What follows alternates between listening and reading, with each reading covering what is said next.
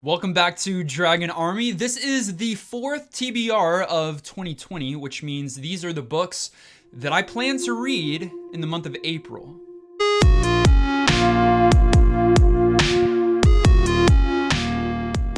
So I apologize that this video is coming out a little bit late. Again, coronavirus, blame it all on that, but my schedule has been thrown off a little bit. However, I've already began to read this month some really good books, and I've got plans to read a lot more.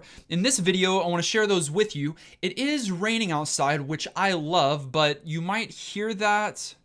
And if it gets bad, I'll put a little bed of music underneath so that we can all be soothed by not only the rain and my voice, but by relaxing tunes as well. All right, let's start with the book that I am already, a fifth of the way through? A fourth of the way through, maybe? It is The Lies of Locke, Lamora.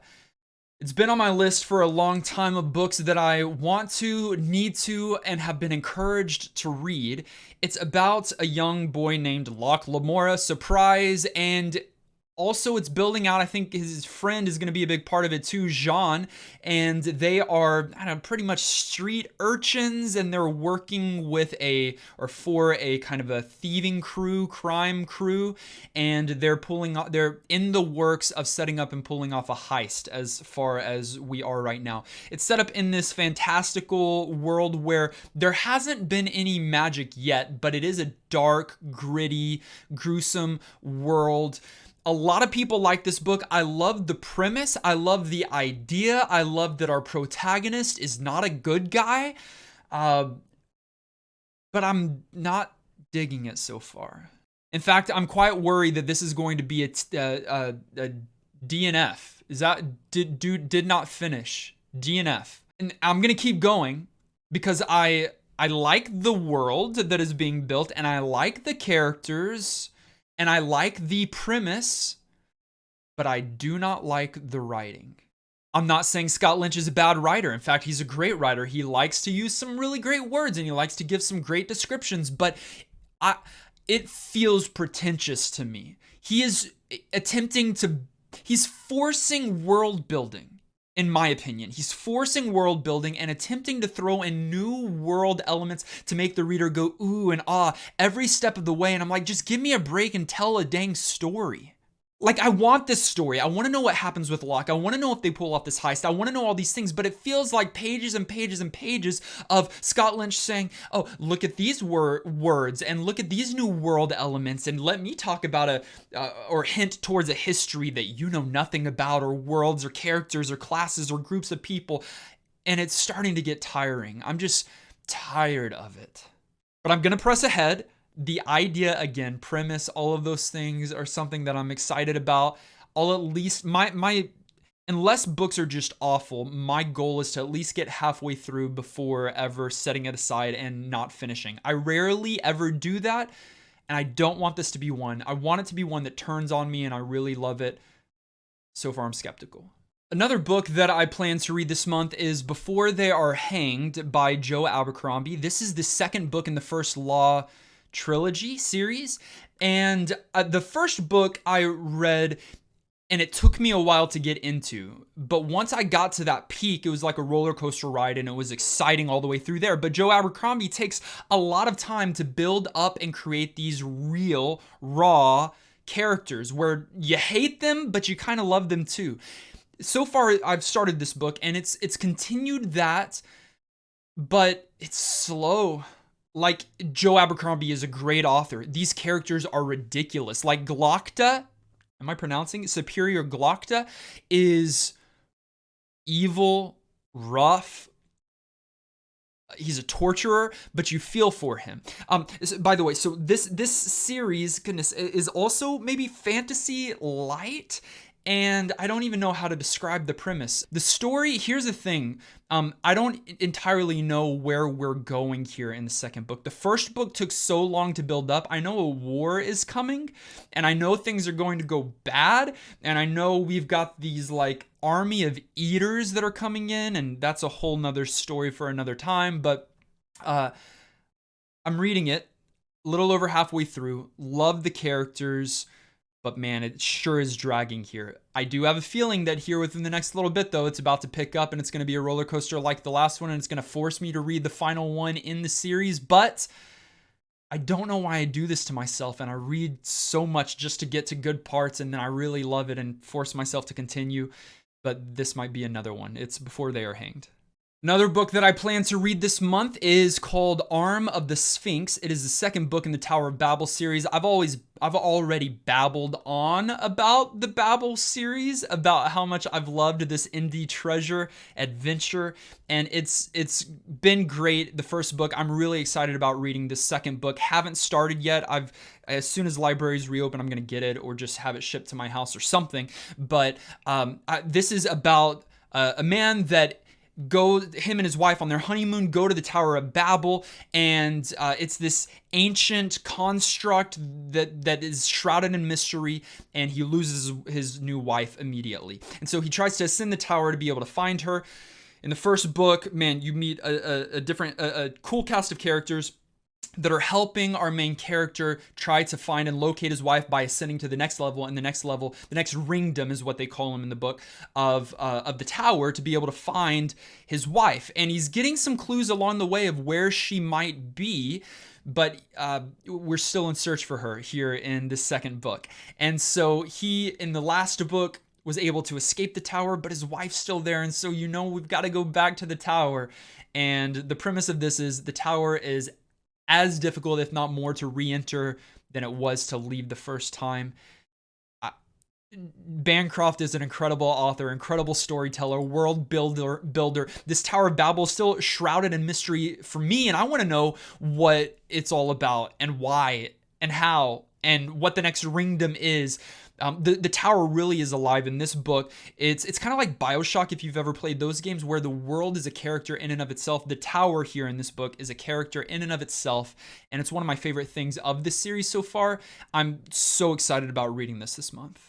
All right, this one I don't know, to be honest, if I'm gonna love it or hate it. I'm probably gonna hate it. It's called House of Earth and Blood. It's a start to a brand new series by Sarah J. Maas, who wrote the Throne of Glass series, which I started by absolutely loving and ended it before the series concluded itself because I absolutely hated it. It turned into this romance, vampire, blood-sucking, gross teenage, I don't even care about type thing. I'm nervous that House of Earth and Blood is going to do the same because it talks about angels and demons and sizzling romance from page 1. Why am I reading this? It's fantasy. It's gonna be fun, right? It's gonna be fun. And I like her writing and I like her characters and world. But the thing I liked most about the Throne of Glass series, it was centered around an assassin in a fantasy world. I'm a sucker for that. As far as I know, there's not an assassin in this book. It's just angels and demons and other stuff. So I'm going to give it a go because I respect Maas as an author and as a storyteller, and I really want it to be good.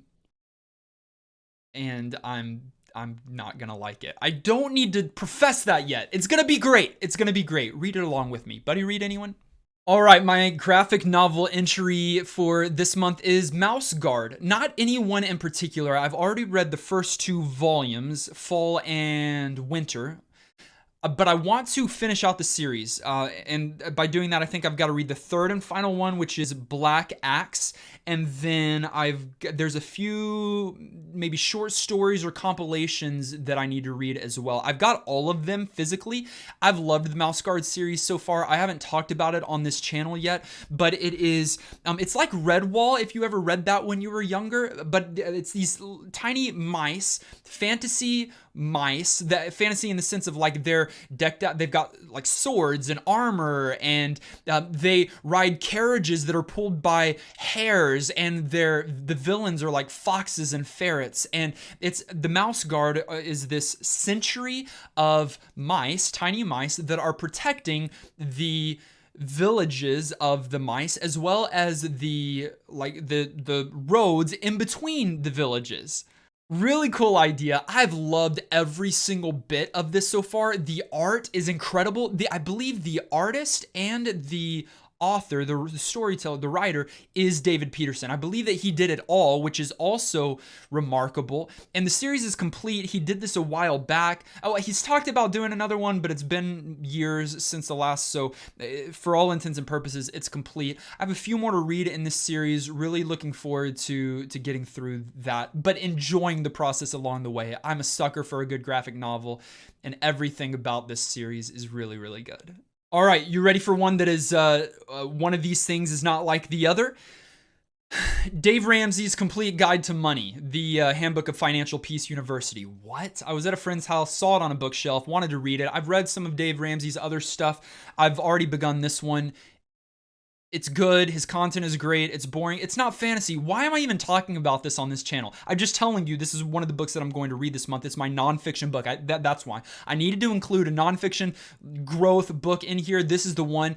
It's really just a repeat of everything else that he's taught in all of his other books, and he's just branded it in a new way to make more money, and that's kind of frustrating. It's good stuff. You should probably read it if you don't know how to handle or manage your money well, but for me, who's read all of his other stuff and know his systems and have listened to his podcast and all of that, this is just more of the same. So I'm just trying to zoom through it, but it's my nonfiction book. Let's move on to the next. I almost left this one out when I was preparing my notes. It's Chosen One by Veronica Roth. It just came out, so that's why I hadn't thought of it, because it came out, as of this recording, yesterday. And so I'm excited for it. Veronica Roth, it was the creator of the Divergent series, which I thought was okay. I didn't read it all and didn't absolutely love it. However, this is her first novel that is for an adult audience. And it is about 5 people who had previously saved the world from the Dark One. And I think they did it like 10 years ago. And now they're dealing with time moving on and people moving on and them still having these, I don't know if they've got these latent abilities, but they're having to deal with, like, they were the heroes, they were the rescuers, they were the defeaters of the darkness, but now they've got these emotional, mental, life-changing fallout experiences that they're having to deal with a decade later. It's a really, really cool premise. I haven't heard of or read of a book like that. The only thing that's somewhat comparable is the Mistborn series, in the sense that it is, Brandon Sanderson wrote the Mistborn series with the idea of, like, what if the Dark Lord would have won? What would the world be like after that? Why this is similar is that it's, what if the Dark Lord lost and was vanquished, but then it's after that. So the idea of being after some cataclysmic event and then the people that have to follow, that was the connection I was making there. I'm excited for it. I still think the cover sucks, I had mentioned in a previous video, but this is another book that if I can get my hands on, I plan to read this month. Let me know what you're reading in the comments down below. I'd love to talk with you about the books that you're reading. And thanks for watching this video, for clicking like. And if you haven't yet, subscribe, join the Dragon Army, and we'll see you in the next video.